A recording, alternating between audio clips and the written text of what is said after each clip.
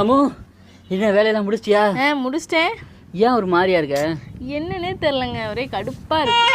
கடுப்பாக இருக்கா? வேணா உங்கள் அம்மா வீட்டுக்கு போயிட்டு வரியா ஒரு 2 நாள்? போய் தானே சொல்றிய? உண்மையை தாண்டி போயிட்டு வாடி. நானே அம்மா வீட்டுக்கு போகிறேன்னா விட மாட்டீங்க. நீங்களே வந்து இப்படி சொல்கிறீங்க. நீ பார்க்க ஒரு மாதிரியா இருக்கையா? சரி போயிட்டு வா அப்படின்னு. சரி போயிட்டு வா. சரிங்க, போய் ஒரு 2 நாள் இருந்துட்டு வந்துடுறேங்க.